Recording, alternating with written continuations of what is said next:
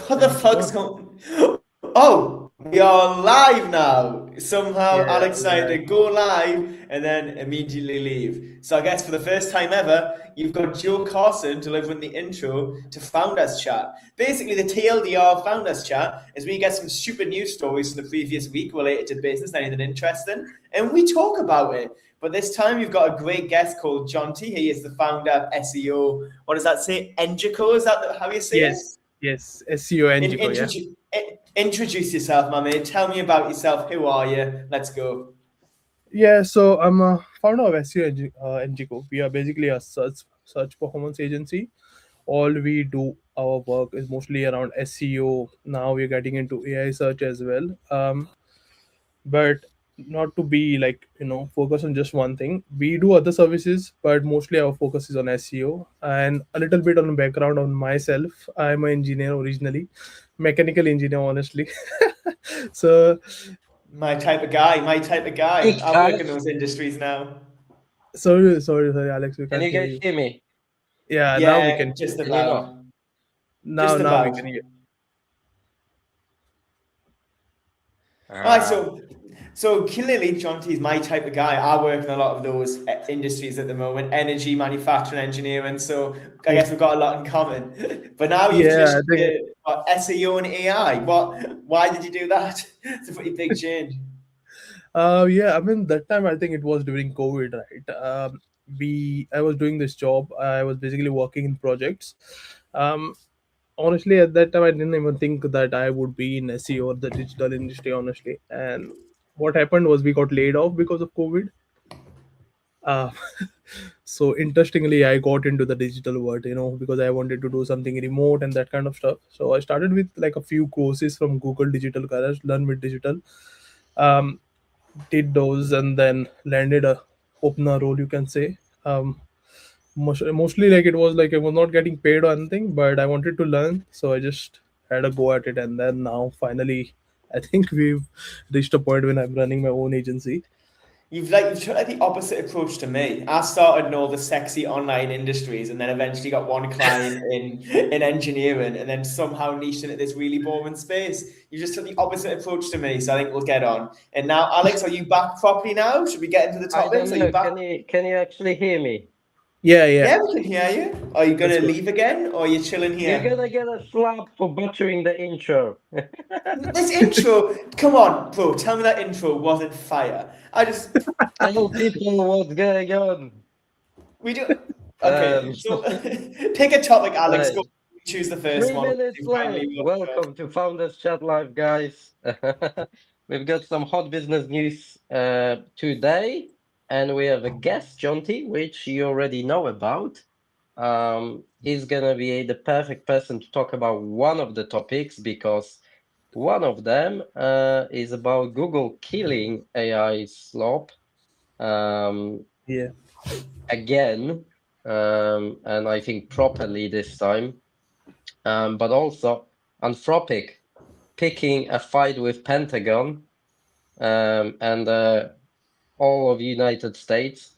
Claude has officially dethroned ChatGPT as the #1 app, um, and a whole lot of great topics. So let's let's dive let's into it. start. Let's start with the ChatGPT Claude one because that's very relevant to me because I've just cancelled my ChatGPT and officially went over to Claude because it's just better.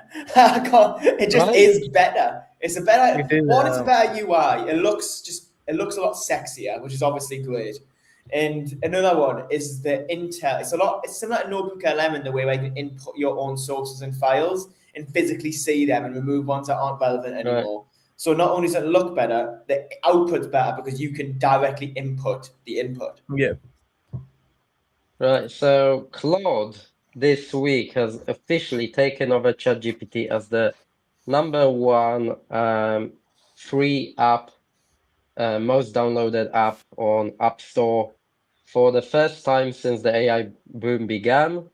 Um, anything has overtaken the #1 position on the Apple US Store.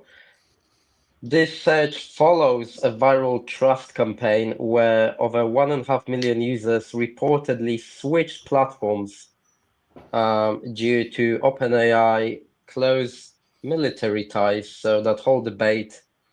So data from Sensor Tower shows Claude wasn't even in the top 100 back in January. But the aggressive advertising and the recent Claude 4.6 launch have catapulted it to the top. Yeah, I think it's a lot to do with Claude Code as well. People getting to do all of the different things, trying out a lot of, it's been much easier to use Claude Code, so anyone can use it, and you can do like a lot of different things. Even now, we have been testing out a lot of things with it, pulling up data and all of that stuff. So that has made me to switch from ChatGPT to Claude as well. ChatGPT is just sitting there, is dead, dead formatless. And I've done comparisons on using Codex versus Claude Code. So the difference is huge, definitely huge.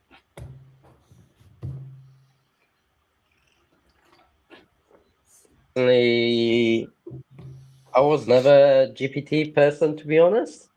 Apart from the start, the very, very start, Yeah, I was in the beta when it started. Obviously, there wasn't much else going on at the time. yeah, But I very, very quickly switched over to Google actually.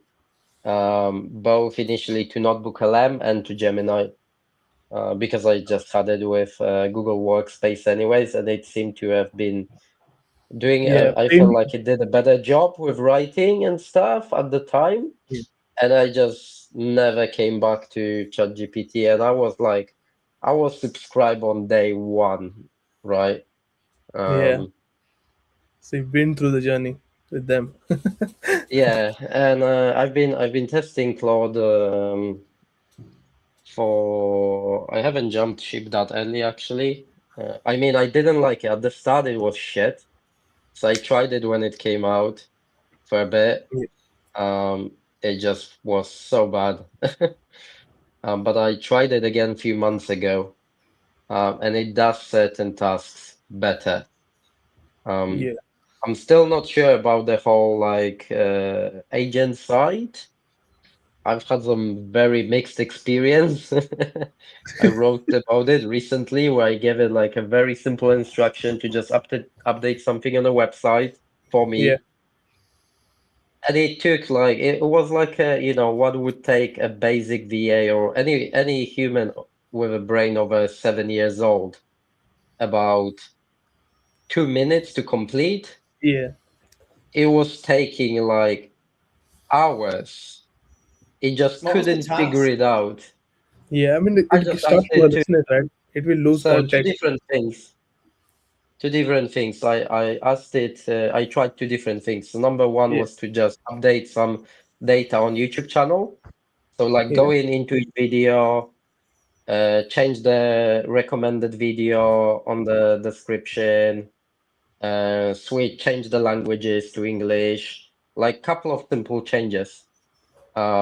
Nothing complex, and it's almost like always in the same place, right?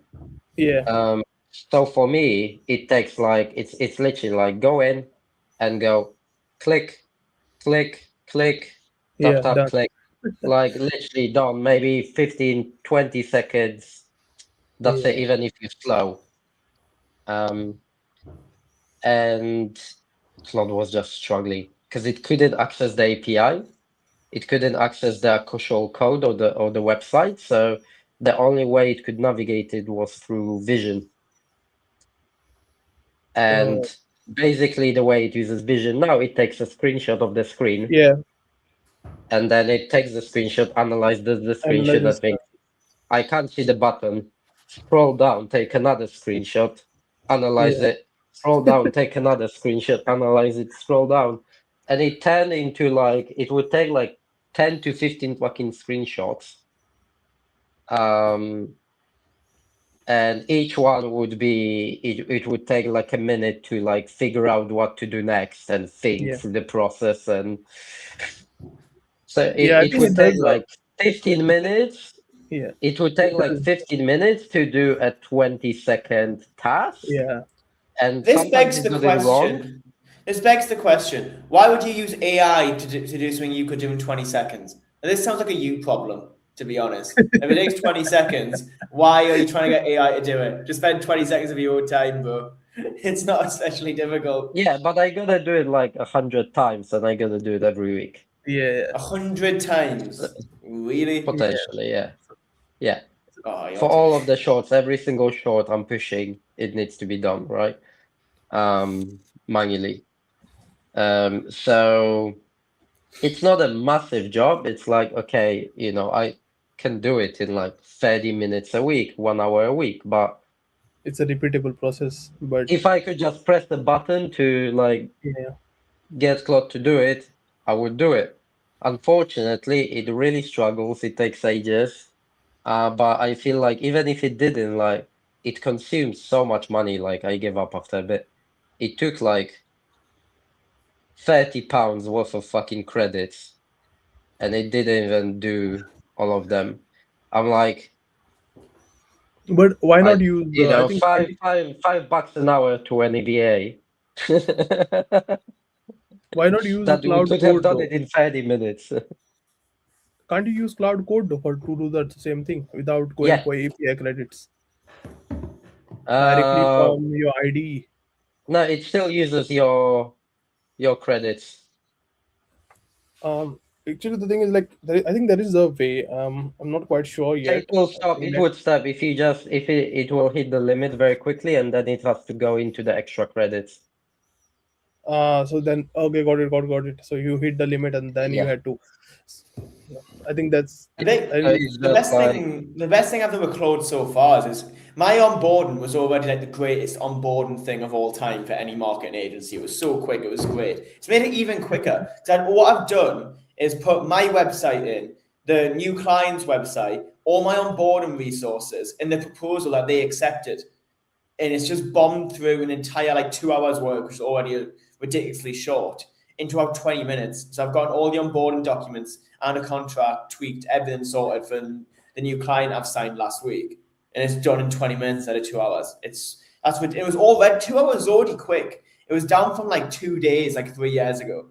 So full credit to Claude, in my opinion. It's made my life easier already. Yeah, it's really amazing in some stuff. So like I managed after, it took us like a day or two to tweak the prompt. But for like the research side, yeah, and for the newsletter that we're now doing from this show, so we're taking the extract from the show, the whole transcript from like a 2-hour video, and then you're doing newsletter. And we're picking certain bits and attaching like some other information to it, and like it does like 90% of the job for me. Another It just thing that needs has a little bit done of really human well touch for and us checks. is obviously Yeah. for my own business and my clients' business, I often like repurpose blog posts on their website into LinkedIn articles just for like AI search and LinkedIn SEO and stuff like that. What I did this time was post the original article, post the last one that I personally repurposed from their website into LinkedIn article, gave them the new article that I want them to do what I originally did. And their first draft was perfect. It was just as good as anything I could do. That I would spend like an hour and a half doing. Claude just did it like that, and I was like, "Oh my god, this is ridiculous." So I'm a very happy guy. Straight away, within a minute, perfect. Here's a discussion point: is user trust strong enough of a moat to keep Claude at the top, or will OpenAI reclaim the spot with the next release? I think it's interesting because, in my opinion, no one is going to be emotionally attached to an AI tool.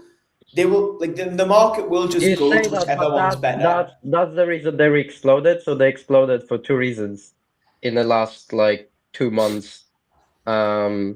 Because they've been so much that even if we argue that it was the better model, people still weren't using it. Everybody was just on ChatGPT, right? But I didn't use it because I didn't know it existed until it blew up. Yeah. So, but if I had, for example, I've just recently switched. If I had switched and found out Claude was awful, I wouldn't have left ChatGPT. If ChatGPT was better, I'd still be using it. But Claude's been giving me better results, quicker timeframes, better workflows, so I switched. If a new AI tool comes out next week that's 10 times better than Claude, guess what? I'm going to go and use that. No, I think people aren't going to be emotionally attached to an AI tool like they would be potentially a marketing agency or a certain consultant or a certain coach or something like that. People will just go to the best tool, and that's the thing. I don't know, especially like a lot of people kind of jump on that whole topic. They move to Claude because number one, they say no to. So I don't know if you've been up to date, Joe, but the topic we're talking about is well, there's another. That's the second topic, so we can kind of merge the two, right? It's the Department of War, US. So basically, US said, let us use it for our Terminators. T2000 real life, and Claude said nope. Yeah, it's not going to be used for war. It's not going to be used to harm anyone, and they just said no. Well, I think you're overestimating how many people actually care about that source, like that specifically, and two, how many people even know it existed. I'm quite switched on to current events, AI in the world and stuff like that, and I didn't know Claude refused the US government. Most people switched because there was a lot of hype around it. Most people then try out the free version, say it's really good, and switch. So if a better tool comes out in the next period of time, that'll start building hype, and then within 4 to 6 weeks, people like me will see it and be like, let's give it a go, and if it's better, we'll all switch. That's how transactional things like this, buying cycles Cloud work. Code has been viral, right? A lot of Instagram users and all of those, they are just promoting Cloud Code. Oh, you can do this. Oh, you can generate a video. Oh, you can automate this. Oh, Cloud Code, new SEO is replacing our entire agency. I replaced my $2,000 agency. Oh no, I replaced my graphic designer. Oh. So all that hype has made people go and try it. Then they try it and they see, oh, this is something different. The output is really better than ChatGPT, and then they are making the switch. But I think out of those users, there are also users who can't really dig into the complete extent of Cloud Code, because it does get technical in between, right? You need to understand how it works. There are like different factors affecting it took me API. so much time to do some of these prompts. Like it would take me like 10 hours to just work on a prompt. Yeah, I mean, it's crazy. I mean, I just saw a video today, I believe, early morning. It was like, Cloud just replaced my $2,000 agency. I'm like, okay, let me see what this guy is promoting. It was just like a GitHub, like basically a GitHub link. You're getting this agent who's scraping your website, and then he's like, it will do your SEO for you. I'm like, oh, that's cool. Let's try it out. It was something generic, really not that great, something that just a ChatGPT prompt would give me. So I think you have to be really careful of what you trust and what you actually switch to as well. It's like, in theory, like, I'm just using this as an example. Like, in theory, if my Claude outputs are really good because I've worked with like certain clients for like 6 months, I've got loads of good back catalog of things I've personally done. So now, if a client left me and they had all the full Google Drive and all the folders of all work I've done for them, they probably could replace me and use Claude to a relatively decent standard and get 80% of the results. That's only because, but I think it would still be time months of consuming. output. I think, true. Especially in industries that I work in, who aren't especially AI savvy and stuff. I think it comes down to you. What do you mean by replacing you? Does it replace you and save them the same time that you were saving them? More so saving them paying my fee, I suppose, would be the big one, I guess. But then I think it comes down to your target as well. Would they rather just pay me to just not have that mental stress of doing things like customer acquisition, or would they rather save a couple of grand? It's just preference. Yeah, I think they would initially. Some people might go to save the money, right? They might, but they'll do it for a month or two. They realize, oh, this is too much. It's taking too much of my time. It's stressful. I need Joe again.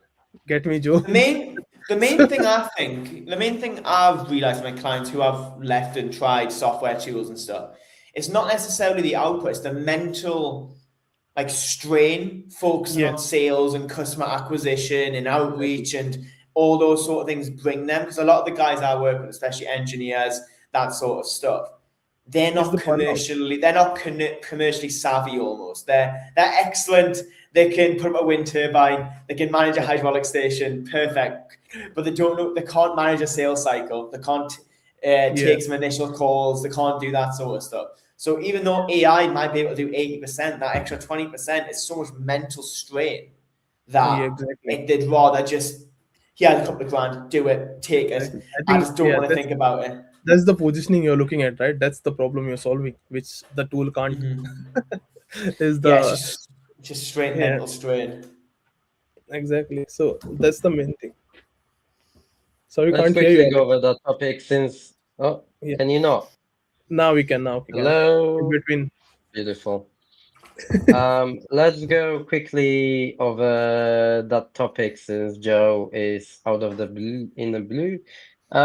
Anthropic CEO Dario Amodei has publicly refused to remove safety guardrails for the US Department of War, reportedly walking away from several $100 million in revenue. The conflict erupted after the Pentagon demanded unrestricted access to Claude for mass domestic surveillance and autonomous weapons simulations. In response, Defense Secretary Pete Hegseth labeled Anthropic as a supply chain risk, which means a lot of companies won't be able to use them as well.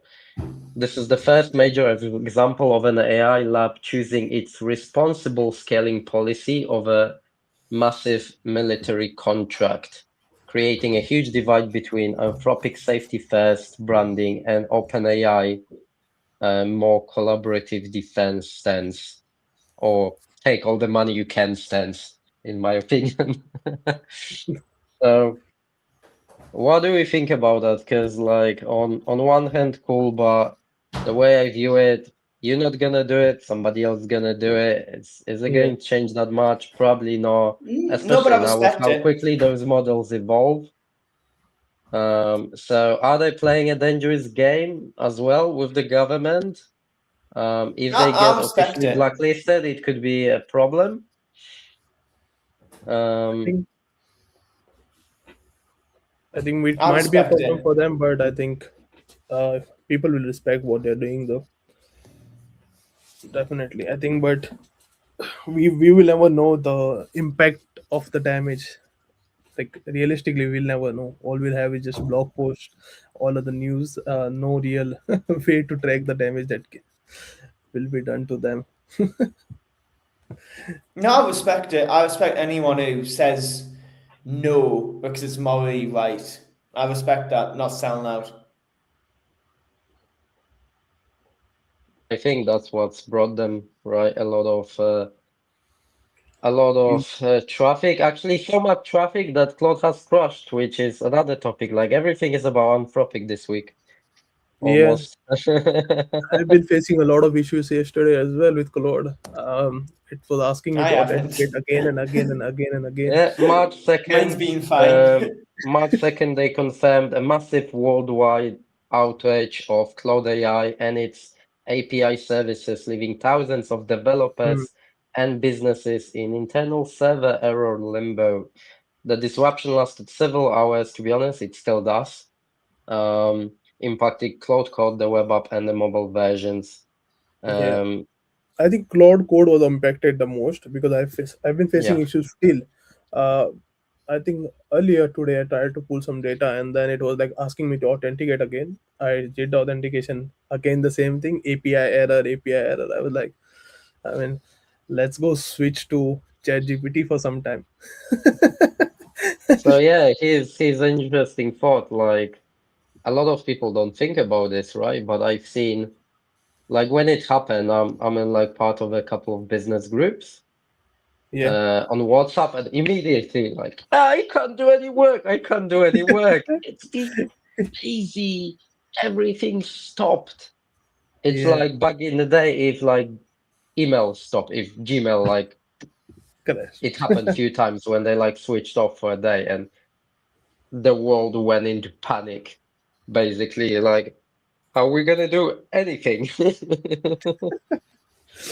um, so it's interesting to see already like how many businesses are dependent, but the worst ones are the ones that use like all of the API, right? Yeah. It is a big risk on one end. Everything If you're stops. API dependent, Everything stops. your business just dies. It goes down. Yeah. All your automation's dead. Stopped in its track, right? It's a big Imagine like risk. I talked about it. I talked about yeah, it when we talked last week or week before about increasing costs. Like I said, when I was trying this problem, like costed me 30 quid in credits, like to do something simple that it couldn't even do well.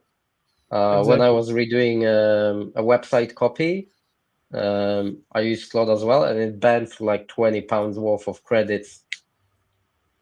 I Yeah, like API this. credits. I mean, like Uh, they go away so fast. You have to be careful with how many API calls are being done. You have to put some kind of a limit over there, right? Otherwise, it's just going doing the API calls, and your credit runs so fast, you don't even know what's happening. it, it's absolutely crazy because Yeah, like they led everybody with like it's $20, right? Or it's 50 yeah, bucks, and now suddenly it's gonna be 500 and then yeah, 1,000. Well, it's a publicly owned company, right? yeah, So they're on the market, they've got investors. So what's gonna happen? yeah. We Again, know then you that need. I mean, costs so are much gonna be maintenance keep time going on up it. and up and up and up and up, Yeah, because they're gonna keep making profit, and they're yeah, not making profit yet, I think. So another bit of news about Anthropic, we're gonna step off them in a minute. That's I think enough. 30 minutes about one company is enough. Um, they just hit 100 billion in revenue. And I've looked at the scaling, it was quite interesting to see. They went from like 1 million to like 2 million to 100 million to 1 billion to 10 how was billion this? to 100 billion What's the in like contribution from Cloud over Code 5 in years. that? I think Cloud Code Yeah, in the API are the major contributors.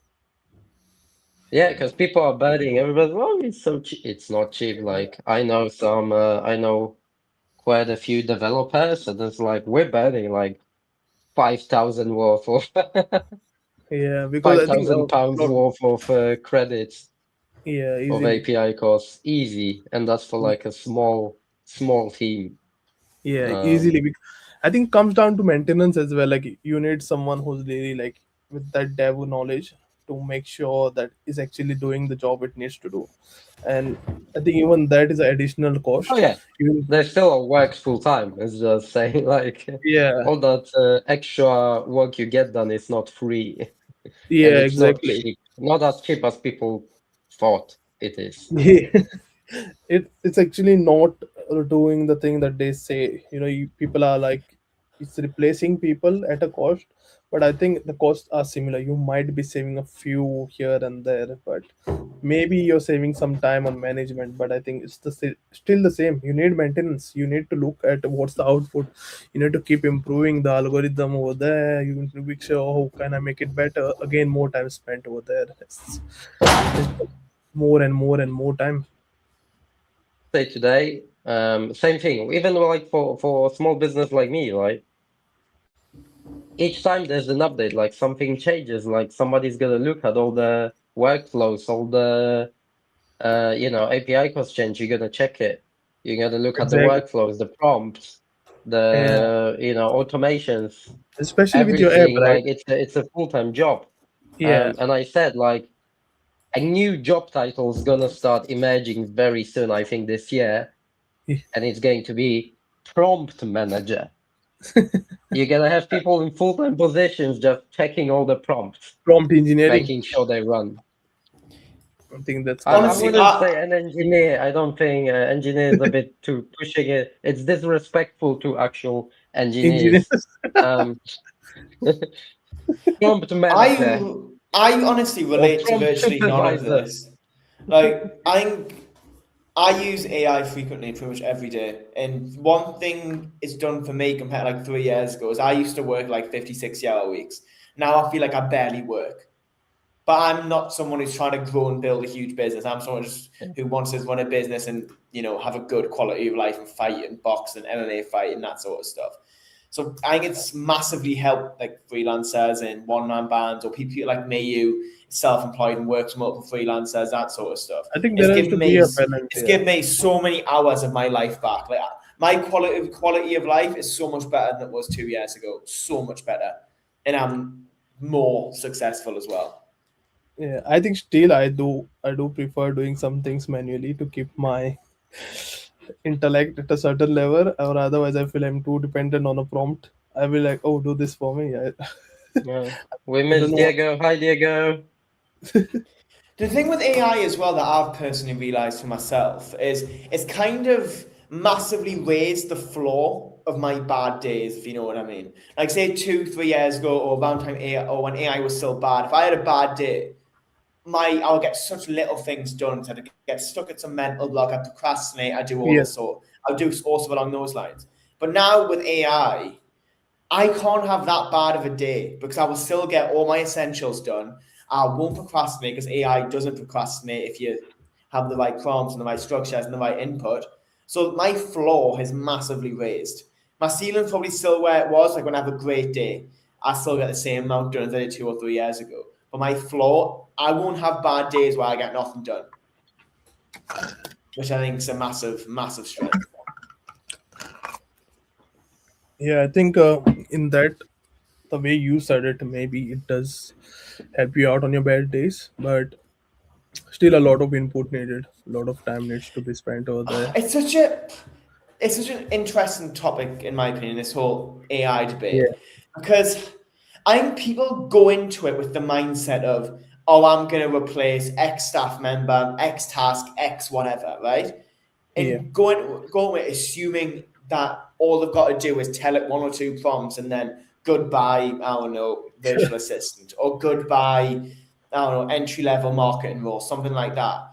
They Yeah. don't go into it with the right mindset, so Yeah. therefore they waste all time, they waste loads of money, and then they end up thinking, oh, AI doesn't work, it doesn't work for my business, yada yada yada. I think, yeah, it's just a, it's not like replacing people. It's, I think, not completely, I would say, but you still need that kind of a person in the role who can use the AI.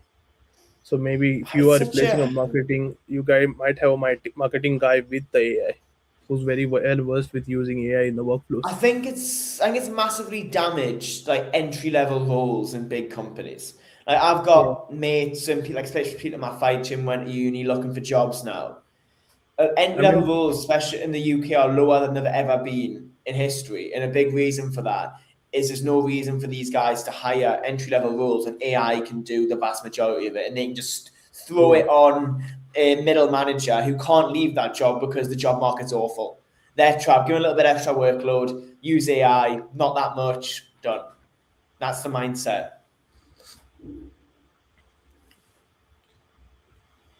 Transition into the next topic. Yes, let's go. What do you want to talk about? Anything that you guys want to talk about? Joe, you want to pick one? I'm having a look right now. Let's talk about the GC because I think this is quite funny. Canva appointing Gemma Collins as the UK creative director. Oh, yes. Because there's 2 ways you can look at this. I've seen a lot of marketing Right, people let me read through it. Yes, read through it, please. Give me a little bit of context. Canva appoints Gemma Collins as the UK creative director. In a move to humanize tech for non-technical founders, Canva has appointed reality TV icon Gemma Collins as UK creative director. Collins will lead a campaign focused on empowering boss babes and small businesses owners to use Canva's AI-powered design tools. This signals a shift in software marketing. Canva is doubling down on the SME influencer angle, recognizing that most high street business owners are more likely to listen to a familiar personality than a Silicon Valley CEO with a pitch deck. I think this is interesting because I've seen a lot of marketers. I think it's a valid point. Yeah, that is a very point. There's 2 sides to this one. There's people who I've seen some people hating on it a lot and some people understand it. But I've seen a lot of marketers and tech people slating it, saying this person doesn't know what XYZ, yada, yada, yada. They're not looking at it from a commercial standpoint. Most people who use Canva are people running extremely small businesses. They don't have graphical design capabilities. They likely, I don't know, run a hair salon and they need some simple branding for their billboard, or they're trying to make a little paper brochure, paper newsletter, or they're run like a local florist or something like that. Normal brick and mortar family businesses that will watch TV every night for an hour with their family while they eat some food, will talk to their kids or their partner or their family about what they saw on telly when they're chilling at the weekend. And that's what a lot of people who run these chronically online businesses and are hating on this, and the tech guys who are always online don't understand. The normal person doesn't care about that, because the normal person just wants a simple way to create a newsletter or create some leaflets for their hair salon or create some, I don't know, takeaway menus that can post out in local doors. And have used an influencer like this who directly speaks to them, who they see on TV every week or whatever. It's a smart tactic, because these people don't give a fuck about a tech CEO. Like, I'm closer to the brick and mortar businesses than I am these chronically online 100% AI businesses. I care more about Gemma Collins than some tech CEO. It's a smart decision, no matter how much hate it's getting. I mean, definitely, I think it's gonna have an impact on small businesses and attracting more people, especially now. Don't get me wrong, I don't like Gemma Collins. I think she's fucking annoying. Like, I'll be honest. But I understand the market and the psychology behind it. The people who, everyone in that demographic of people running a small local family business knows who fucking Gemma Collins is. It's an easy path to them. Easy. And does appointing a reality star as a creative director devalue the actual design professionals, or is it just smart marketing? It's just smart marketing.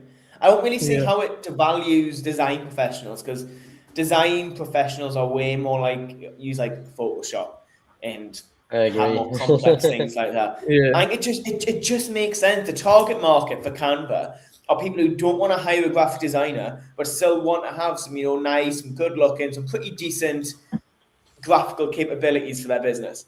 Yeah, I mean, most beautiful logo made in Canva in 15 seconds. My logo was created by a real graphic designer, so I can't comment on that. But the main demographic of Canva are your florists, are your hairdressers, are your local takeaways who don't want to go and hire some graphic designer, pay them, I don't know, what, 500 quid, something like that, to create all these graphical capabilities. That's who they're targeting. A lot of YouTubers use it for thumbnails as well. I think that was the initial growth. A lot of influencers. I mean, it's a genius. I remember going to a trade show last year, I want to say, and there was like 3 50-year-old men, like old geezers almost, saying that they all use Canva because it's simple. They don't even use the paid version. They use the free one, saying that it does the job. Because you can just edit templates, right? Just replace the text, change the colors to your brand, and you've got like a design that looks good enough to just share it out there. Even here's a question to you guys. If you had to hire someone like that, who is the Gemma Collins of your industry that you could partner with to reach more mainstream audience? Oh, that's a good one. I'd pick an athlete, most likely. Who? It depends. An athlete, most likely. So it would depend on the specific location I'm trying to target. Like, I'm doing a lot of work at the Dutch, German, and French markets at the moment. So someone like Ajit Kabiel, like a really, like a German national champion boxer, someone along those lines. I've got no one in mind. I get massively. It depends on the specific location you want to target, I think. I don't think there's a universal influencer you can use for every campaign across the world if you're trying to hit every single nation. But if I was trying to hit like the Dutch, German, stuff like that, I would go for like a nationally cheered on athlete. I think I would go for a tradesman to get me into their market. Like they might be a good person to a person. And Sorry, you got is lost there with it. someone famous I think there in your is one field? guy who won a show. Let me look into it. Who's that one? Bob, you're gonna hurry Bob the Builder, Jonty. No, there's this guy who won a No. show recently. I think it's called. I think that guy from ADL, right? They won Dean Franklin. I think he won some TV show, and then I think one of that guy would be a good one to start with. I mean, he's got all the exposure. Sorry, I could not hear you. Follows- Do you think your audience follows them? I would say yeah, some of my audience. Some. I think I'm more likely to sponsor an event than use a specific athlete or influencer. Now that I'm thinking about it more. Yeah, I think event would make sense as well. Like you sponsor a good event, but I think you also got to look at a perspective where are you attracting the right people? I mean, I can sponsor an event which will attract a lot of SEO people, SEO marketers, but they are not my ideal clients, I would say. Oh, I would So just sponsor a trade show, something along those lines. yeah, that would work good for you. Okay, I think we've covered the GC. Again, I think it's just fucking irritating. I don't like it, but it's smart marketing. Big is for you. Um, the March 2026 Google Core update is destroying thin AI content. Google officially launched its 2026 core update this week, and it's a direct hit to low quality AI automation. The algorithm has returned to prioritize EEAT signals, experience, Yeah, expertise, authoritative, of the authoritativeness, and trustworthiness, while demoting pages that satisfy search intent with generic machine-generated fluff. yeah, Early data shows that websites relying on automated top 10 lists or thin informational guides are seeing traffic drop of 30% or more. yeah. For small businesses, the message is clear. If your blog looks like it was written by a chatbot, Google is going to bury it. So, A lot of happening. Yeah, I've seen it across the board actually because we do a lot of link building, right? We have partnership yeah, with a lot of people. So, and I've seen it in their industry. So, what's happening is recently they've been losing traffic. There are some websites who have lost traffic in millions, so to say, and it's all because of thin content. Because what they do, right? They run a script to just push out content, and then what they do is they do internal linking as well on a script. It works at the start. You will get a boost, definitely you'll get the traffic. You do this, let's say I publish 100 blogs. I mean, I do it at a scale while maintaining a little bit of quality. I will get the traffic, right? I will see the thousands of users coming in, but is it sustainable? Is it worth it? Is it worth getting penalized? Is the question you need to ask yourself. And third would be, are you smart enough that when you start getting penalized, that you actually start writing some good content to supplement and avoid getting completely thrashed by Google. So it comes down to a lot of different factors. I mean, honestly speaking, if a lot of people will be like, don't do black hat SEO, do white hat. But most of the websites are doing a mix of everything. Nobody tells it upfront, but they are doing black hat behind the back, isn't it? You tell me some of the top websites who are not buying backlinks. They are buying it, right? So black hat is everywhere. It's there. It's just that how you control the quality while doing some black hat, and then you push it for. If you want to completely maintain quality, sorry, and what are Alex. you talking about? Do you want to explain it in baby terms to Yeah. people who don't know So what you're talking like about? how, for example, how we write blogs, simple blogs, right? We are Yeah, looking to get top of the funnel traffic in, right? And now most of the marketers or the top SEO gurus will be like, don't do black hat, just write really good content, you're gonna rank, you'll get the traffic. But when you start to do it, actually you write really good blogs, you put in the time to do the research, make it really good, and you publish it. When you don't see those traffic numbers, right, you end up doing black hat, which is buying links, right? You will have other websites posting about your website. You pay them a certain fee and they post about it, and they give you a link. This improves your authority of your website. It's a backlink. It's a simple like game. It's been there since a long time. Everyone does It's it. Everyone. PR. PR firms do it every day. They make millions from it. Yeah, exactly. A PR. There is cash. There is a lot of then sub niches in this. PR links are different. Then there are other links, sponsored links, advertisements, media placements, normal. So it's a lot of stuff that's going on, and then people just think that SEO is just about content. It's not at that scale when you're competing with the big dogs. It's not easy to compete there, right? It might look like some guru is gonna tell you just do very high quality content, you'll get there. Those are the same people who do content 6 months and they'll see that it's not moving as they planned it would move, and then they start purchasing backlinks. So you have to be realistic on what needs to be done. Buy backlinks, do really good content. Don't spend like a lot of time on doing content because it's the top of the funnel traffic. You have to realize anyone who lands on the page is not going to spend more than 30 to 40 seconds, right? They're just going to skim the content. You just need to have something with good hooks. You direct them to your core pages where you'll get a lot of money, and that's about it. That's good SEO. Just get a lot of traffic in, direct them to your main pages. For example, you Alex, right?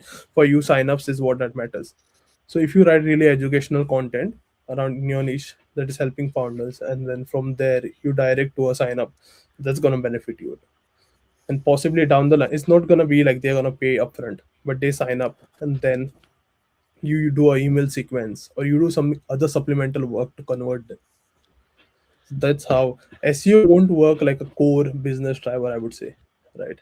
Won't get you like a huge amount of business. It won't get you that direct without other supporting channels. You need the other supporting channels. It has to be a combination of everything, not just like you expect to write blogs and organically get a lot of customers. That doesn't work.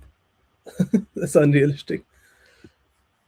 In a big boom, like we've talked about it, right? For a few months of like all the AI writers. Yeah. There's been a few of them growing like crazy. Yeah. Will be interesting to see how this affects them. Yeah. It's But a lot of them are being I think affected. there is a question like with the new updates. Is it now basically impossible for new bootstrapped sites to compete without like hiring people to get the job done? I would say initially it would be great to you do your work by yourself, because Mm, small businesses, it's difficult for small businesses to do SEO, right? Comes at a cost. yeah. So you start to do some basic work. You keep posting blogs, you write good content, you make sure your main core pages are designed well. That kind of small stuff. Basics, basically. Do it by yourself. You ask ChatGPT, you're gonna get a list of basics that need to be done on your website. It's not like something very complex or something like that. So you can do that by yourself, build it, and then when you realize, now at the point I have some funds, I think I need to scale this or take it to the next level. That's when you get external help. And even we do a lot of stuff like this where we help out people with strategy, and then they just do it by themselves, and when they are ready then they'll come to us when they want to take it to the next level or upscale it to they want to get 20-30K traffic, that kind of stuff. That's when they come to us. But it's not impossible to get 1000, 2000 users, right? It's not. It's just a matter of patience, consistency, just maintaining quality. If you feel like you did that. Sorry, Joe, have you been looking at your website statistics, analytics, to see if you got any incoming traffic Well, you want me to look from now? outside of LinkedIn? I'll have a look now. I'll open it up. I'll see. Because you've been writing for a few months now, isn't it? I think I've got 10 blogs on my website. I got my website in July, I want to say. and I've been doing it for. Let me check. I know you do one every couple of weeks, usually. What shall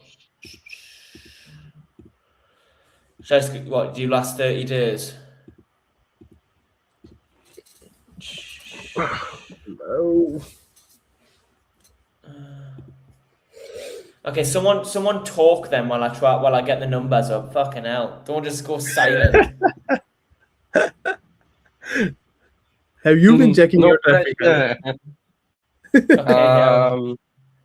so in the I've past, not done any blog since that test. I've just like, because we had some problems on the development side and things are like really slow in the back end. We've got some hiccups on actually like getting the updates out and some other issues to deal with. And I'm like, it just wasn't worth.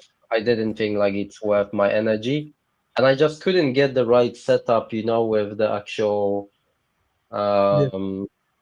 because I'm hosting on Vercel, Yeah. right, on custom code. Just like getting the front end of the blog. Yeah. I It don't comes want up. to insert. I don't want Yeah. to insert Styling becomes an difficult, HTML honestly. file each time. Yeah. Because even I've moved to a custom website now, right? And Yeah. blog styling is a pain. Takes up a lot of your time. Even though I've done like spent so much time on it, it still needs a lot of things to be done. I can see that the headers are not spaced out, the text is not really good. And Yeah, and like with like that other platform that I tested for a bit, like you couldn't make your own. That was the problem. That's the problem with all the AI shit. Like it's either like, oh, use our AI to do it, or yeah. it's like, no, I wanna decide the topic. I wanna like edit it. these numbers are actually pretty interesting. Now that I haven't looked at it in like a month, but this is pretty cool. My most recent blog has gotten 362 page views, and 80% of them are from the US market. That's interesting. So I But don't is really it traffic? Where's the traffic coming from? No, 362 from US. SEO, from Google, not Not LinkedIn. LinkedIn. Not LinkedIn. Ah. I've clicked X on LinkedIn. So it's That's 362 really good. viewers Really good. on my Yeah. How Specialist Energy Firms. The title of the blog is How Specialist Energy Firms Market on LinkedIn Without Dumbing Down Their Expertise. I'm happy with I that. think It's that's super really good. specific. I'm buzzing with that. 362 in the last 30 days. 68% from the United States. Interesting. So you've got Old, and what's that? That is 86% from desktop as well, which is I don't think that makes a difference really. Yeah, I think, but you've got it starting, right? You should. This is the sign for you to keep pushing out content. Well, I guess I need to write another blog because this blog came out January 15th, so yeah, probably about time I write another one. Hit up Jonty for some backlinks. Why do I have two? I got 2% from China. I wonder what Chinese people are reading my shit. 68 from some United big fish States. company. Yeah, maybe. You never know. That's interesting. You never know. Honestly, you never know. Track everything though. See what you're getting out of it. How they're moving from the blog. Average session as well is 1 minute 48 seconds. That's fucking unbelievable. You're reading it. Yeah, 1 That's minute really 48 seconds on the blog. That's nice. I guess I'm a good blog writer. You'd love to see it. Alex, you know your guy now. For you guys regarding this. It is a really. You know what? I'm gonna put this in the comment section of the Founders Chat. It's a damn good blog. Go and read it. I clearly know what I'm doing. These stats are great. I wish I'd have checked them a few weeks ago. I'd have been you wanna buy a sponsor slot, Joe? February 27th. What day was that? Because that's my best day of the past month. That was God. That was literally last Friday. Jesus. Love to see it. A quick question here to finish this topic is, let's say you're a small business, right? New business, new team. You don't have a writer on your team. Yeah. Not everybody is a writer. Like Joe is a writer, so it's fine. He It can works. do that. Yeah, exactly. Like I could squeeze something out as well, but how do you actually, with how used we got to AI, right? How do you actually even start writing a blog knowing that if you use AI, it's gonna be probably gonna get killed by Google? Um, I think that we already doing it. Right? A lot of companies are already pushing out AI content. Even if you Yeah. see like the top tools, big companies, big SEO companies, they do AI content, right? But I think what they are doing is they are running an algorithm for it. They run to make sure it does like three, four, or maybe even 10 checks, and then dish out the content. So it's more like they Mm. have their in-house content generators which are doing this, running it as algorithm scale. But if you're a small business, I would say just look at your competitors, see maybe look at top three, just take the blog, same topic, right? If you search for a topic, you'll get top three ranking positions. Take those three, put it in a page, just see what you can do, what new perspective you can add to it, and just rewrite it. That's it. Make it natural. Don't just put out AI content with all the dashes or even all those generic words. Make sure that it's a little bit readable. You have some good hooks at the start, in the middle, at the end. Again, then you also make sure that you add your personal perspective. For example, I'm an agency owner, right? If I'm writing something about SEO, I'm going to put out my opinion on that. That makes it something unique. Google understands that. You add data points, for example, based on my last 7 years of experience on this certain topic. If you do that, that's going to help you out. So it's not going to take a lot of your time as well. Just tweaking. I think if you're expecting to just go and copy paste it in ChatGPT, oh, make it better, then it's not for you. You have to at least prompt 3, 4, 10 times. Unexpecting, right? They're just like, yeah, find a secret prompt that they bought or got like in a newsletter. The secret prompt's gonna get you 10,000 views No, on your Listen, it's up blog. to you. It's up. because Your Just own use style this has to be prompt. unique. I'm trying to Yeah. like look at it from what did this blog do well, com- in the sense of But what should small businesses do? Because I literally I'm a small business. This blog, it got key terms in there like specialist energy firms, marketing, LinkedIn, stuff like that, and it just showed some. It was just written really well, like showing personality, so it didn't blend into the crowd like all the other AI slop. It was bold enough to say certain things, and it was formatted it. Jesus, extremely well. Like the format was very like bullet pointed, clear headlines, easy to read. yeah, you can skim it basically. It's good. Yeah, and like all the main points that you should definitely like read are highlighted as Yeah. well. So you can easily just skim it just by reading the bold And it's bits of personalized, text. right? You have a lot of your Yeah, yeah. personal opinions. It's personalized. That's what makes Like it stand out. very personalized. Like it feels like I'm talking to you one on one when you read it. Exactly. Yeah. That kind of stuff. If you do it on a small scale as well, just write those blogs. They will start ranking. It's not like it doesn't rank, but just don't go all out on very competitive topics. Try to be slow. Take it easy. Some easy topics. Not a lot of competition out there, and then just move it. Lean into that. Huh, interesting. From Yeah. So, but DuckDuckGo. I wonder if any of those searches are from AI. Interesting. I Could think. be. Do you have Could be such AI console? scrapers. Yeah. Do you have such console setup or Bing Webmasters? Bing actually has a feature they launched recently that you can actually see what prompts you're showing up for, or if the AI crawls are actually been on your website, that kind of stuff. So I think Bing is a good thing to look at. Bing Webmasters. Set it up and I just will check it let out. it collect. Yeah, just let it collect some data, and then in 48 hours or so, you should be able to look at what's happening with your website, where you're showing up. Actually, will That's help a lot with your AI visibility. Yeah. I literally just googled how to market energy service firms, and the second search result is my LinkedIn. So I suppose that's pretty good. I'm just doing shit Eh, on the side. I don't know. You love to see. That's the rule, just being consistent, I suppose. You still end up quite highly ranked on things if you just force yourself to post a few times a week with high quality stuff. I've accidentally realised I'm quite good at this in the duration of this call. People to your TikTok. I should make a TikTok saying I've somehow got my business SEO ranked for key search terms just by being consistent. Where you can get into the business. Yeah, shit. When this stuff eventually goes badly, I'll just become an SEO guy. Yeah. Outsource the links to me, mate. That's it. And my website is on page 3 of that topic. Huh. Interesting. Yeah. A few tweaks here and there. Your page 1. Damn. Rank 1. You love to see it. Something, Joe? Sorry? So you just cut out there. Like, Yeah, you just cut out. I said, do you want to pick the next topic?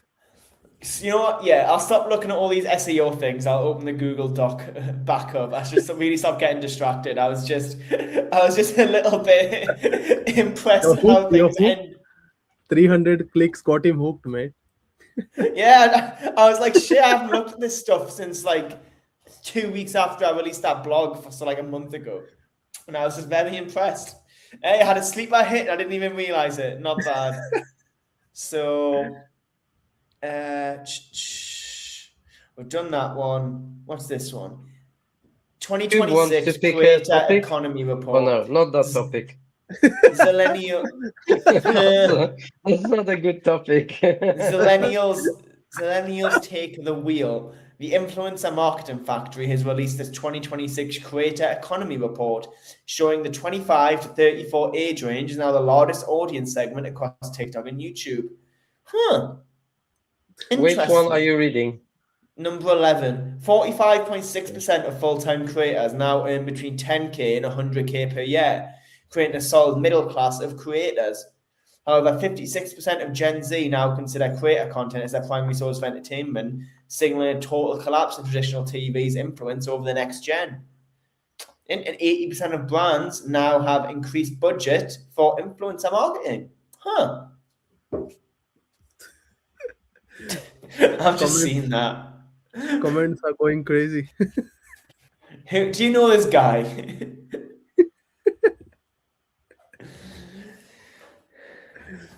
Yeah, anyway, the hot take in this part is the creator middle class is real, but it's crowded. If you aren't treating your content like a data-driven business by now, you're a hobbyist in a Shark Tank. No, I'd agree with that. There's definitely a content middle class now. Like I know some full-time content creators like signed to influencer agencies. Like a lot of people would think they're living the high life, but a lot of them are making around 28 to 35 grand in that range. But the difference is obviously they have a really high quality of life. They'll work 25, 30 hours a week. That's where the benefit to that over corporate career path is. To Da Nang in Vietnam for 20 grand a year, you're living the dream. So if you can do that. Yeah, honestly, it depends like where you're staying, you know. Yeah, it's interesting. It's really becoming like, and more platforms, right? We've just talked last week. Substack is adding monetization. Spotify is adding more monetization. All of the platforms are adding more and more monetization options, and also like influencer sponsorships are on the rise. We just talked about this today as well. So the actual path of a creator it's in a way more competitive than ever, but also easier than ever to monetize and actually make income. However, still the jump between those who do really well and those who just like get some results is so wide. That gap is so wide. Definitely. Because as I was saying, a lot of the people I know who are in this sort of work, like signed to agencies, because that's where most of like influencer brand deals come from. So everywhere a brand will drop you a message and all that sort of stuff saying, I want to You know what? Well, I'll answer that "what do you do for a living" question, because I've invested in a very expensive website for my business last year. I like showing it off, so I will do that in about 2 minutes. Thank you very much. Because when any opportunity to do that, I like to show it off, because it did cost me all of my money at the time. But fuck, what was the topic? I forgot what I was talking about. Economy still. Oh yeah, the massive gap between like yeah, people making okay money. Like you obviously all see the creators like millions of followers making a fortune, but a lot of people, it's especially not that even lower that. I would end, just say a sustainable business, like between those who just like, oh, okay, it's cool, I can now pay my bills, versus like actually making a business out of it. but I think that's not the everyone biggest gap. wants to make not everyone wants to make a business out of it. That's a big thing as well. A lot of people just want an easy escape or a bit of time away from the corporate world, or some like I know one of the influencers I know used to work in Aldi, and then they started a really cool photography page, loads of content around photography, that sort of stuff. And they're they're hoping that when this influencing thing eventually does die off, they'll be able to get a good like corporate photography job or in an events company or something like that.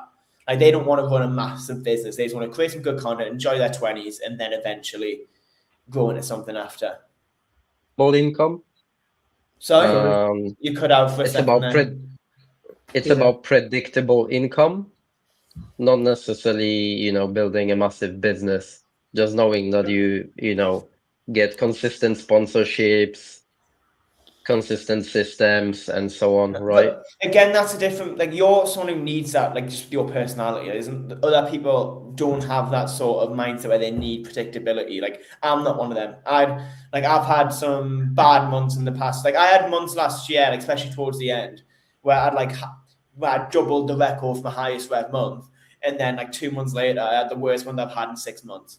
You know, like I don't that doesn't bother me. Like my personality type's totally fine with that unpredictability. Yours isn't. It Yeah. just depends on different personalities. It's just the nature of business, right? It depends on what you look to get out. If you're looking for a predictable income every month, then it might affect you a lot. Like If you are I want a business to have a good quality of life and like have a good quality of life and then be able to do what I enjoy outside. Like I love to fight, I love boxing, MMA, all that sort of stuff. yeah, So I like Shivan, I'm doing from that. India, man. I'm from Goa originally. Just Can ask. I can I finally show off our website now so this guy can stop being annoying in the comments? I like showing it off. You can get some more traffic, right? Yeah, true. As we just went over earlier, I'm apparently very good at SEO and I didn't mean to be. You're I just right. created a good I just created a good blog article because it was just a good lead magnet that I could use in cold emails, like say, do you Yeah. want this thing that breaks down X process, does XYZ? And apparently it resulted in some organic traffic. I don't know if that helps SEO. You'd know better than me. So if people like So click that link through cold emails and like read a lot of the article, would that I help? think there was a study in the past where dwell time does affect SEO in a way, because if you see, right, people who run ads, website like this automatically start picking up on organic traffic. People especially who run Google ads, and we've seen this in the past.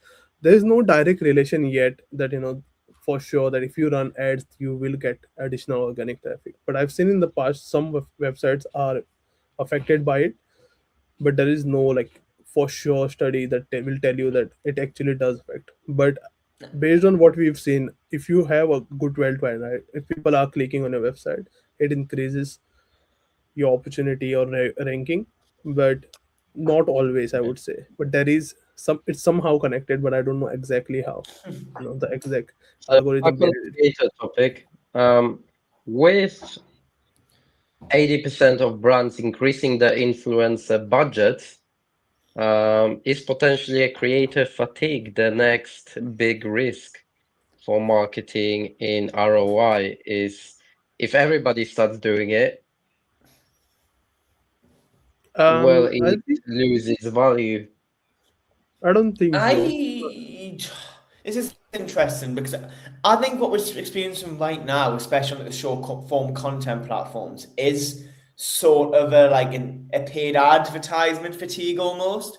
Because every single paid ad you see has the exact same editing style, the exact same cut style, similar style scripts where it's constant cuts, like inserting a photo of sort of case study where I help client do XYZ.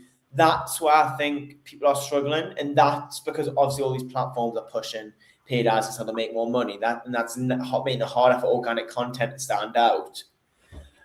I don't think it's going to create a fatigue in this, because to succeed in becoming an influencer now, you pretty much have to have a niche audience and a niche following. Like an influencer I know is a florist. Like that's the super niche. She has like 40,000 followers she gets unreal engagement and consistent brand deals because it's a niche audience. But there won't be fatigue. Right? Fatigue will happen on creators who are not creative. Yeah, true. That's a good way of putting it. Yeah, if you're just gonna copy paste other content, then you're gonna get the creative fatigue. But if you are someone who does your own idea, you're doing something different, and people do test out different content forms. There are people who do some completely out of the box shit, and then they go viral. So I think it depends on what type of creator it is and what they do. Are they completely focused on just getting partnerships, so their videos end up being more of ads indirectly? So you might say they turn up to be organic ads. So those kind of people, you will get a fatigue out of them, because now your audience is not gonna watch it. They're gonna be like, "Oh, this guy is always running after deals. He's promoting some product." I think this is a good question. I might as well answer it. So if people want to know what we do, I basically do the most niche, boring thing you can think of in B2B. I help like specialist energy service firms get more customers. That's the simplest way I say it. I do a variety of customer acquisition tools, such as helping them run in-person events, LinkedIn content, LinkedIn outreach, LinkedIn articles, LinkedIn search, CRM tracking, CRM integration. The most boring thing you can think of, but the TLDR is I help energy service firms get more customers and shorten their sales cycle. If that helps, if that gives you a better opinion of me, I hope it does. But it's very boring. But it lets me have a very good quality of life. Yeah, I think the work-life balance is important, right? So, and you's gonna answer the question as well. So Jonty does SEO. It's very arrogant if I'm the only one who answers it. Sorry? It's very arrogant if I'm the only person who answers it. Someone else answer. Oh, are we answering? SEO? Yeah. So I do SEO, right? If you guys are here, we do it for everyone. Shivan, you got a website for your land. If you have not got a website for your land, you better come to me. Let me build your website and then do SEO for it. 2-in-1 package. Yeah. Imagine you get so many people on your website. Shivan, is this? Jonty knows what he's doing. Backlinks, SEO, getting traffic in. He's your guy. And as we found out, I'm surprisingly good at SEO as well, as we found out earlier, accidentally. Yeah. Content, yeah. He's your guy for SEO content. You gotta know what to look at. I just do business consulting for small businesses, and I am building a tech platform as well. But that's about it. Next topic. Let's go. Are you still pushing founders? Are you still pushing founders streaks? I haven't seen you mention it much on. I've just seen you post loads of shorts. Have you posted that founders streak? We're doing a lot of stuff in the back on updates and stuff. So I haven't been promoting. It's still like beta in testing phase. So we're still testing.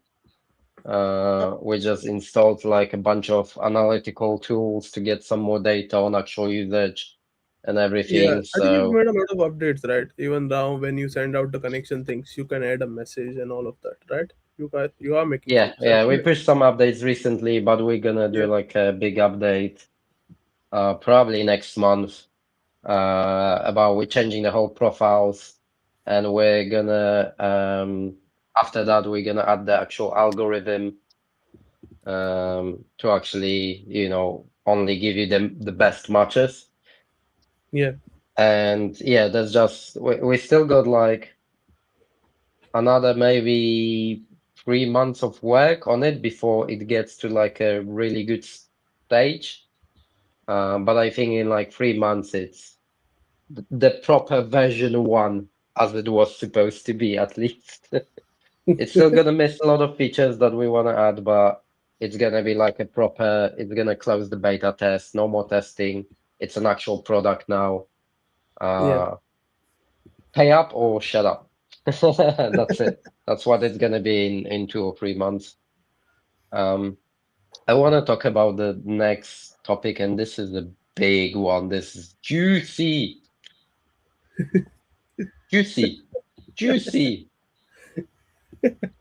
Joe, you're gonna have a laugh. Jonty, I'm not sure if you've heard. Burger King. Burger King's new AI coworker, Paddy, is listening to every order. Burger King has launched a pilot program in 500 US location introducing Paddy, an OpenAI-powered chatbot that lives inside employees' headsets. While it helps with operational tasks like reciting recipes and flagging low inventory, the feature making headlines is its ability to track friendliness. The system uses real-time speech analysis to detect keywords like welcome, please, and thank you, generating an aggregated friendliness score for each shift and each employee. Parent company Restaurant Brands International plans nationwide to roll out to all 7,000 North American locations by end of 2026, marking a massive shift toward algorithmic management in the industry. So, can genuine hospitality be forced by a bot counting your pleases and thank yous? That doesn't make sense at all. What if someone doesn't say that, but they are really approachable? What if Yeah, their well, if you facial don't say thank you expression? enough, your manager's Why? gonna call you at the end of the shift and say, didn't meet your quota, you got low score today. What's going on? Think you need a pip? You didn't hit your target Your, 100 times. Thank you. You think I'm in my fucking? you didn't hit your friendliness target today, Joe. Yeah. What's going on? You think I'm in my fucking 30s? Are you taking the piss?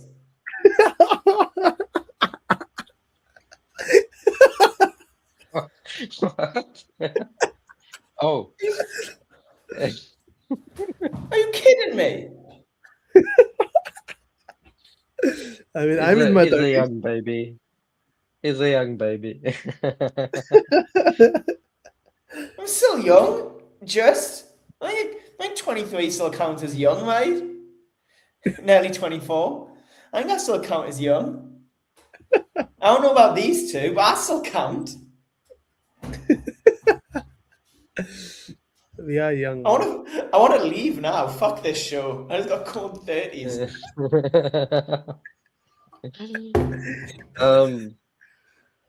So Burger King, Joe, what do you think? At the end of the shift, you get a report about what you said wrong.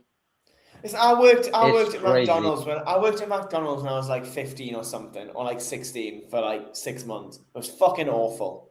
It was the worst job I've ever done. And if I had some dickhead AI telling me at the end of my shift, "Oh, you could have done X, Y, Z better," I would have punched the AI in the face and smashed the computer up. These companies already have difficulties hiring. This will make people want to work there even less. These machines will get smashed up because people will be pissed off that they're getting told what to do by a fucking computer.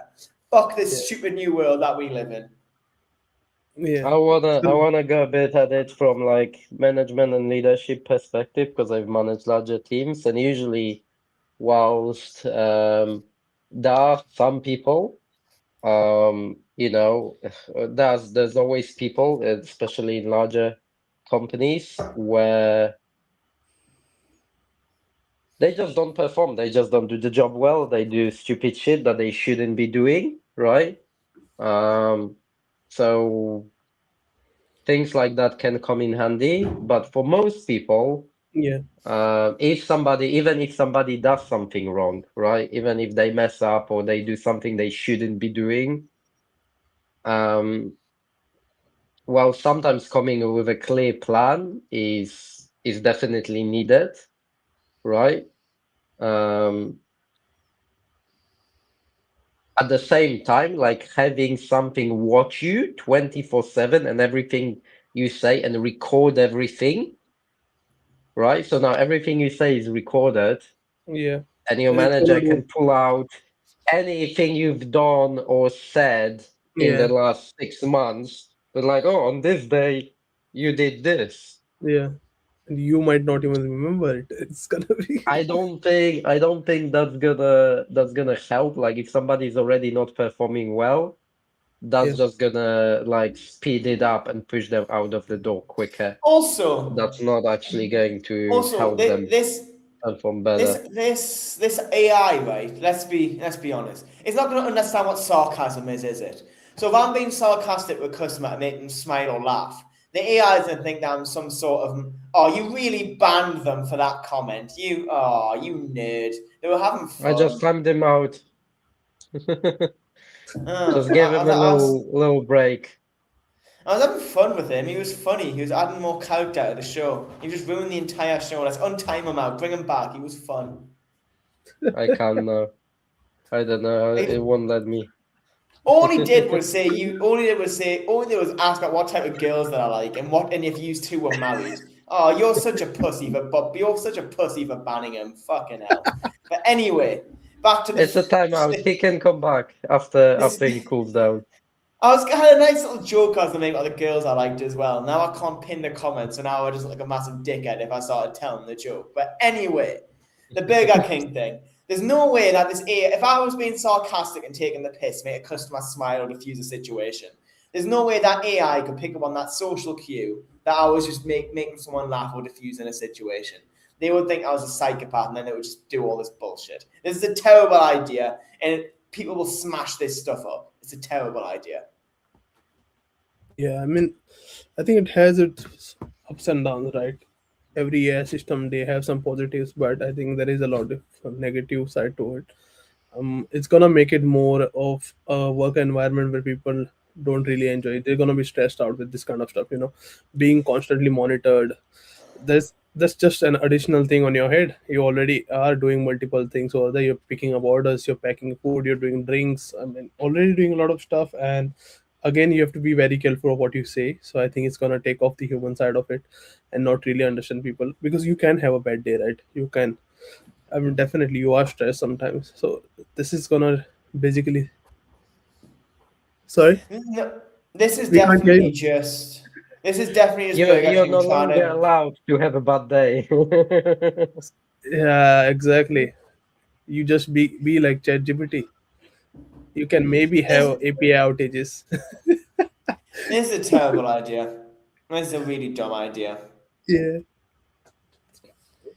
can Here like. is It just. It just. here's the thing, right? Because all of this stuff can be gamed as well. So if an AI is scoring your friendliness based on a script, does that actually improve customer experience, or will it just create like robotic interactions? It will. Um,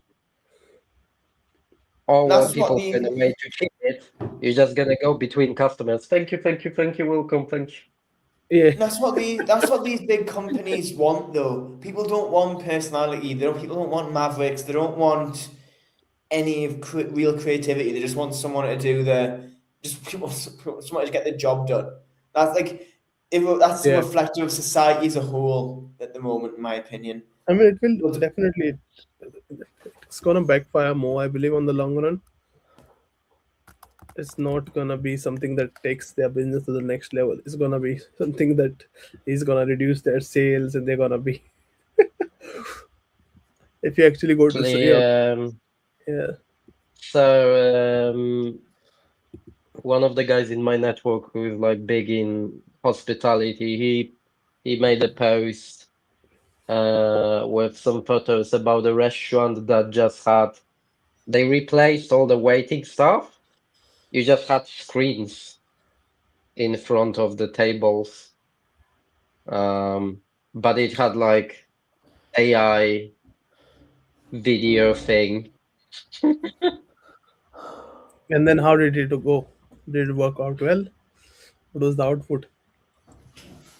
I don't remember, but I didn't like it. I'm like, take the hospitality out of hospitality, basically, right? Like, if I just want to order, I'll order home. That's Uber Eats Should I Live. go out to order on the screen, talk to a bot, and It's a Uber Eats I don't Live. know. I think this is a good thing for Uber Eats to pivot to add videos. Each each restaurant can add their own waiter videos to make it more personalized.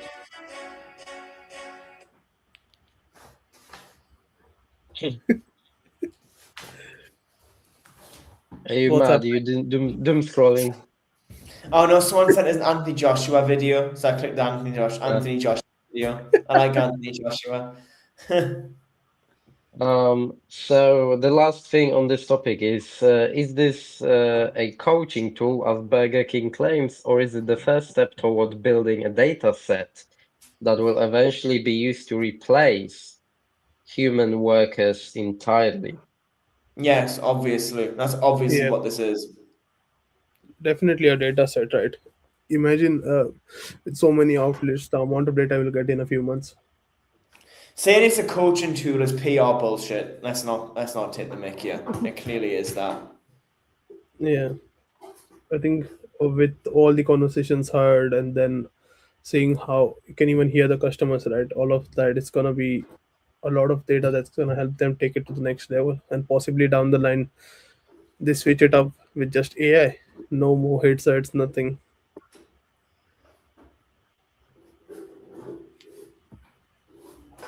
That'll be crazy.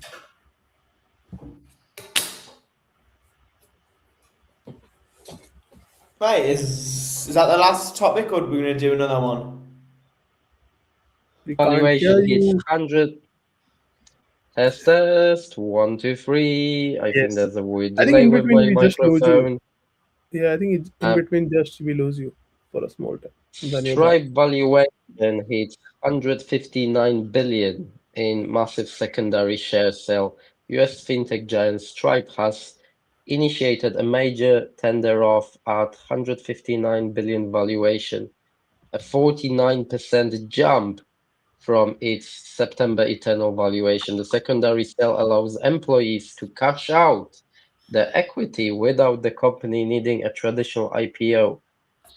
Stripe's explosive 2026 is driven by its dominance in AI billing and global payments, with total volume hitting $1.9 trillion. For founders, this forever private model is becoming the new standards, proving you can build a massive powerhouse without quarterly headaches of being a public company. Would Stripe ever IPO? I don't think they will. They don't have to. They have the cash.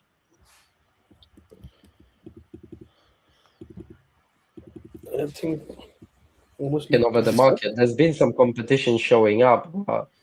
yeah, but I don't think Stripe has been a go-to, right? If what if you're using it on your app, switching it out with a different payment, it's gonna take you so much more. It's gonna cost you so much more. So it's been dominating since that.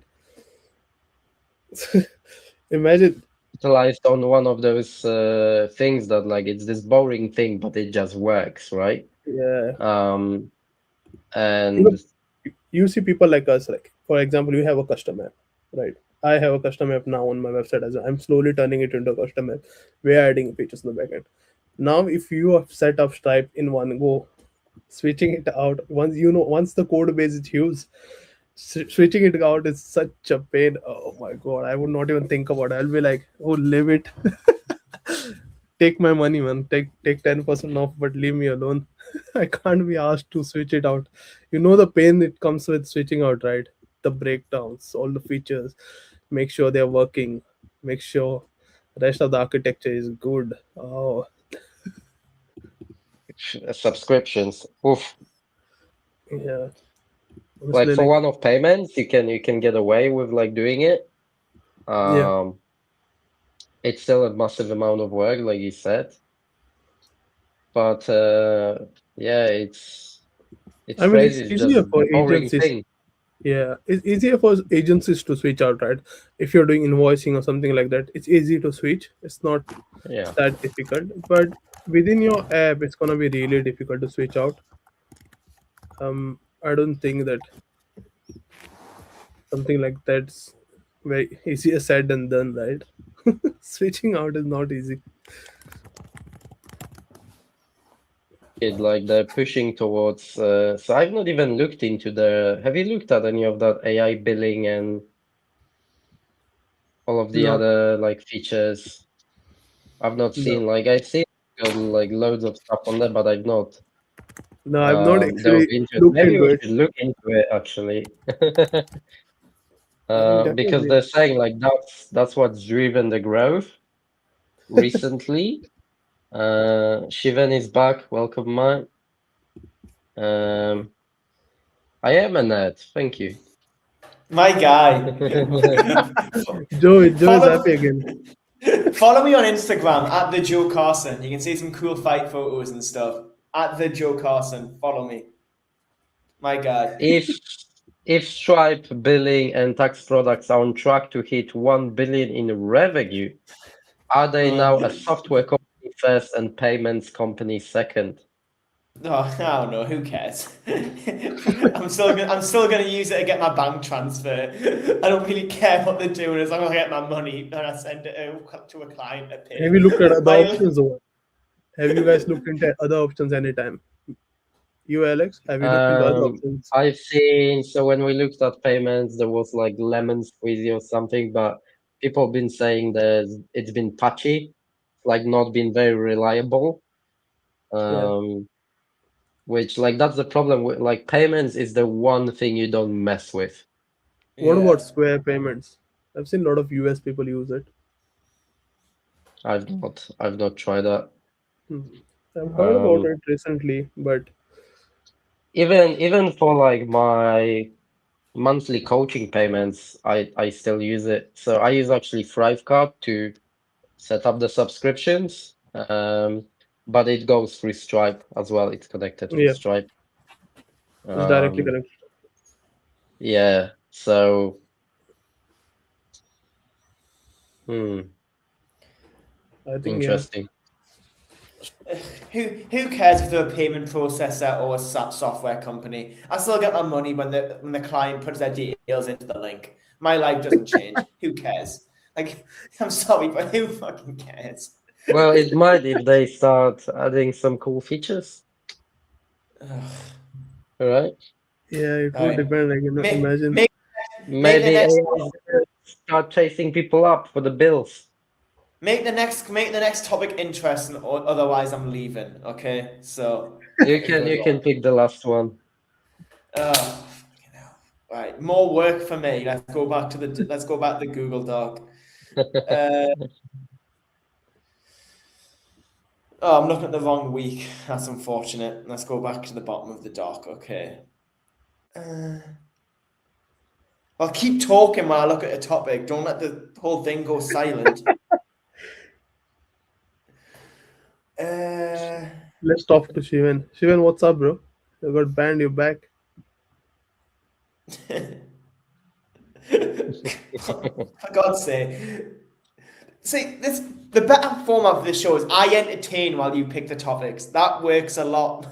That works a lot better. Which one? Right, go. Let's go number 6. Explain number 6. Because this feels like something I could rant about quite reasonably. I haven't even read that before. Okay, inflation. You really want to pick that? Pick something else then. I don't care. Just pick something. Oh my You God. wanna finish? You wanna finish with Doom? UK Spring Forecast 2026. The Chancellor Rachel Reeves delivered the spring forecast this week, claiming she has restored economic stability while inflation is set to drop to 2.3% this year. The RBR has downgraded GDP growth to just 1%. Business leaders are warning that the high cost of doing business, specifically high energy bills, and upcoming employer national insurance hikes remains a barrier. For UK founders, the forecast is a mixed bag. The economy is no longer in freefall, but the tax take is heading toward a historic high of 38.5% of GDP by 2030. So the government is patting itself on the back for stability, while small businesses are drowning in fixed overheads. It's crazy. I think bills cost just keeps adding up. Tools and now the AI tools. The cost is just add on, add on, add on. Okay, I'll make my name so you can follow us on Instagram. I'll make my name my Instagram @ to make everything easier. There we go. Is it just at Joe Carson, isn't it? No, You it's can at can the. you type it? It's at the Oh, Joe Carson. It's the. You're forgetting Joe the. You're Carson. forgetting There you the. go. Forgetting the very The egotistical adjective. That needs to be at the front there. the The Yeah, the needs. Carson. It needs to The be real. there. Yeah, You should have added Joe the Carson. real Joe Carson. So yeah, what do you Yeah. think? Just in Like, case. with the new rules and everything about national insurance, do you think it's pushing small businesses to hire overseas a lot of offshore talent? You believe? It's made me stop working in the UK market. Like, earlier I was talking about how I pretty much prioritize Dutch, French, and German, Belgian markets. That's because the EU market is so, not the EU, the English market is so slow. Because like I had a lot of deals on the table around the budget at end of last year, and so many Yeah, of them just fell apart because those businesses didn't have the funds anymore to invest in a service like mine. yeah. It's Same. been We've a seen the same thing. combination of things now. It's been a combination of things like we've talked over the last few weeks on the show. Like we've It's got very the energy anti-risk. hikes, we've got energy hikes, right? Yeah, Even the fixed cost. We've got increased tax, yeah, increased national insurance contributions, employee rights. Everybody gets, benefits from month one, isn't it? We've talked about that now as well. I Uh, actually got the follower. I got the follower. We take those. He follows on it. What a guy! It's been funny. so then on top of like the actual business cost, we say you've got now your AI costs. Like you gotta keep up, right? You gotta keep up. If you don't use yeah. it, you lose.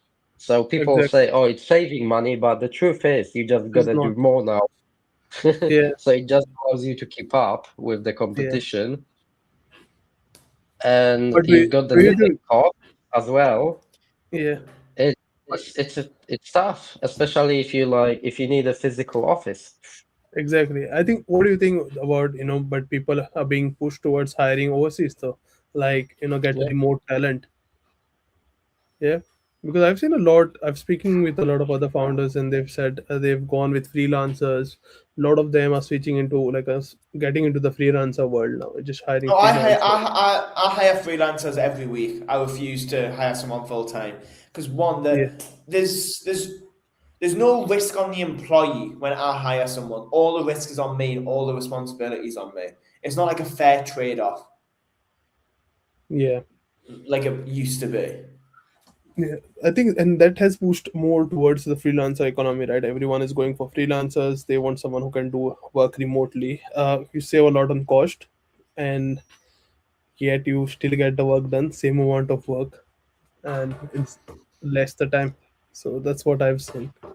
In our Mm-hmm. industry, especially, people are going for a lot of freelancers. Even we, our agency, we face a lot of issues when it comes to hiring. It's very difficult finding the right talent. Someone who can actually fit in the team and make that impact that you look to get out of them. And it's I always feel really like difficult.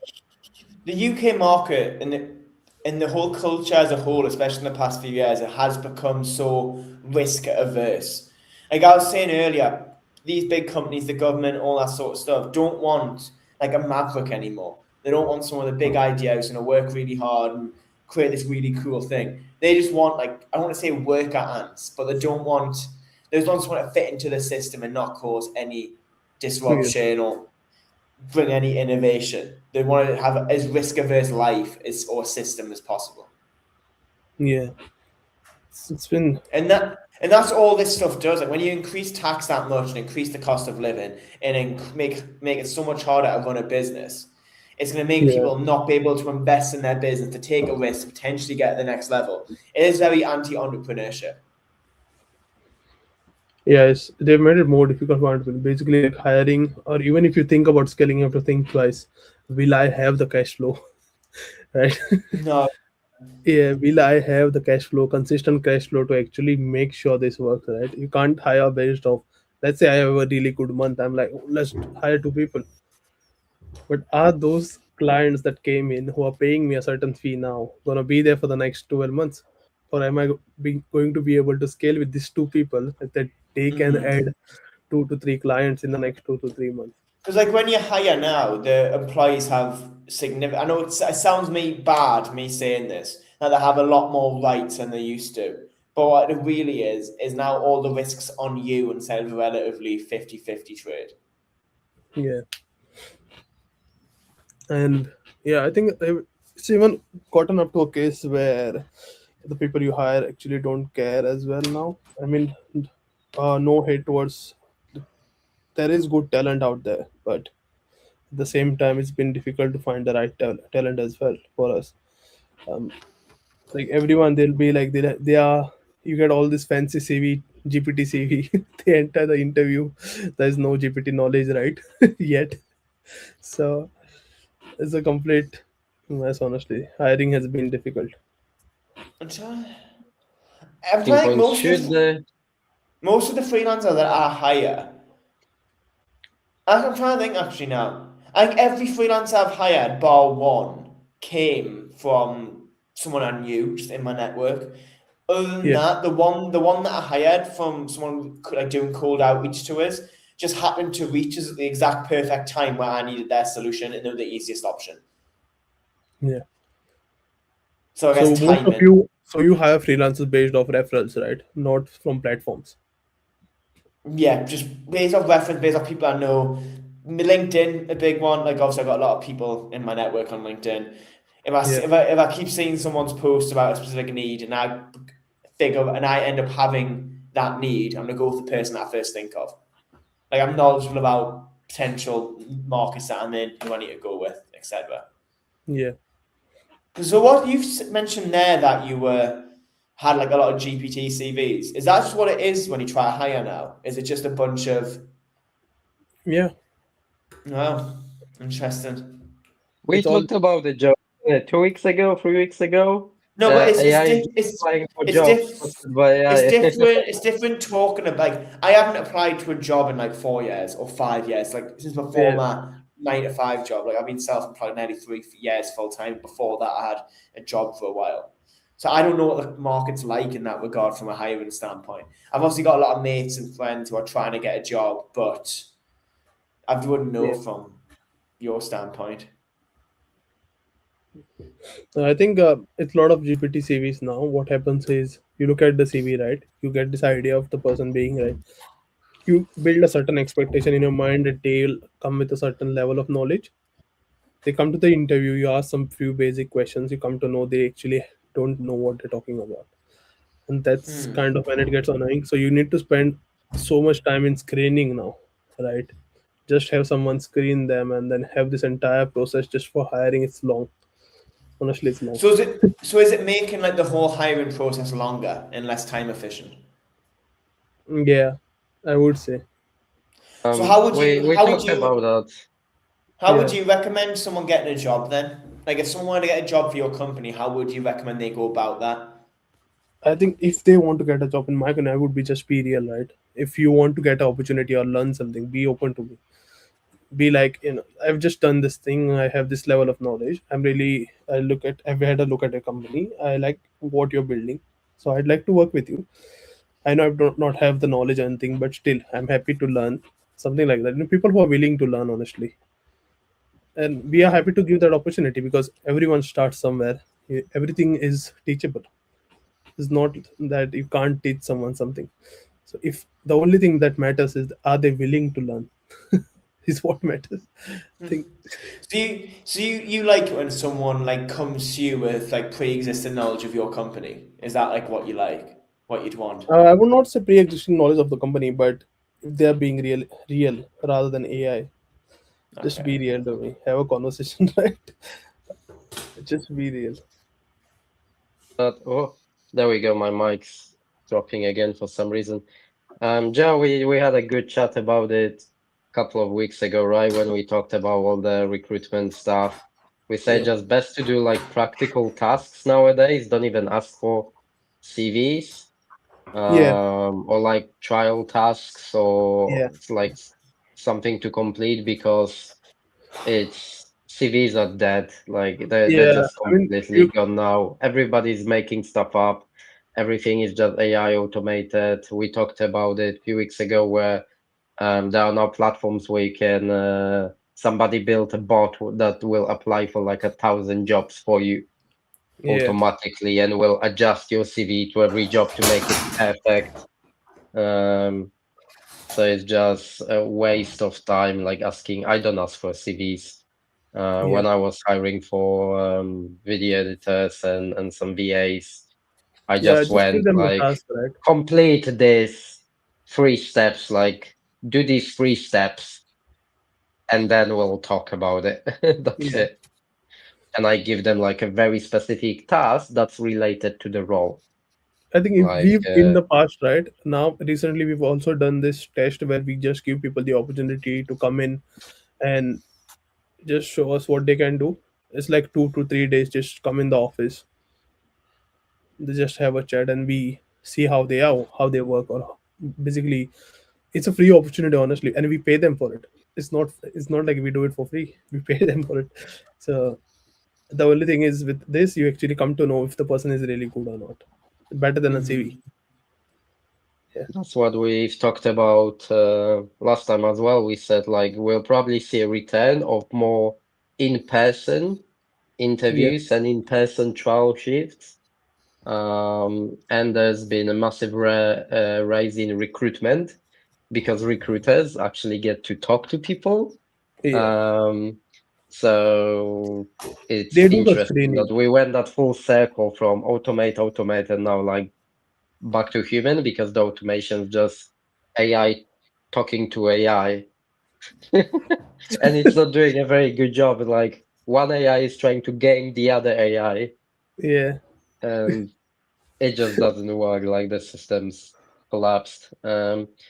But going back to our topic, what can UK government do about it really? Like, should we prioritize like energy caps and other general cost of living cuts to Yeah. save the high street, or is it just going to die? Do you Because want to know what? Do you I want to don't know? Do see you a want to know the way real out of it. the real solution to fix the UK? It sounds simple, but it's a lot of fucking work, so it's not going to get done.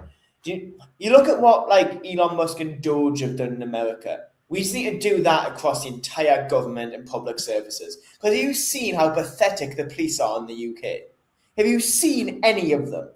You used to think like back in the day, policemen were like 6 foot tall, big, strapping men, athletic, strong, could do a lot of stuff. Now you get a bunch of like fat, short men and a bunch of women. You think of if I was committing a crime and some fat, short man came up to me and tried to arrest me, you think I'm not going to beat the living fuck out of him? It's pathetic. But now we've got this whole like DEI. I watched this YouTube video the other day about these DEI initiatives in the police, and it just summed up the entire UK problem with the UK at the moment. They ended up having to hire someone who's arrested for child crimes, like beating up their kids and stuff, to the police because they fit the DEI like requirements for that role. So they'd rather have a police officer with a past criminal record of beating up their former children to make it look like they're not racist. That just sums up the pathetic state of the UK. Like, that whole police thing really annoys me. I Yeah. haven't seen a proper man as a police officer in years. Like, no wonder there's loads of crime. Because if I was a criminal and I saw the state of the people trying to arrest us, I'd be like, if you try to arrest me, I'm going to kill you. Like, it's pathetic. It's so bad. And that just sums up the entire state of the UK. If we just get rid of all the useless people and just focus more on productivity, we could change this terrible culture. But because we're carrying so many of these people, it's in the economy. We have the mess we're in, and this creates the risk-averse culture we've got. I think I just needed that rant. One doesn't even want to activate. There he is. It's back. And Yeah, this I think- might be our last show because I think we're getting cancelled after that. Yeah, I think I've just got. Oh, it's really like. I think Joe just cancelled us today. It really annoys me. Like, honestly, I really try hard to not let things that don't impact my life bother me. But when I just watched that YouTube video a few days ago, the terrible UK police, it just got me really fucking annoyed. Because like that one video and the current, like there was there was one police force down south that posts like 4 times a day on TikTok. I'm not taking the piss. Office staff, like office administrators, communication specialists, PR relations, posting 4 TikToks a day. You're literally in the police. You should not have the time to post 4 TikToks a day, 7 days a week. Are you fucking kidding me? Like, for fuck's... Like, am I missing something here? They don't think there's more important things to do. Like, I am all for good PR. Like, PR is important. One of the most important things you can do. But 4 TikToks a day of you spinning around a fucking office chair trying to be funny. Are you kidding me? I can't do 1 TikTok a day, man. Microphone, then we're back. And on that beautiful note, I think it's time to end the show. Thank you all for watching, guys. Oh, Yeah. my bench PR is 110 kilograms. There we go. Strong boy. Thanks everyone for watching, guys. Drop us a sub and follow if you like that. If you want to get a summary of all the topics that we discussed, you can get it on our Substack at fclive.substack.com. And as always, see you again next week, same time, same channel, every Wednesday, 2 p.m. GMT. Bye. Bye-bye. See you. See you, bro.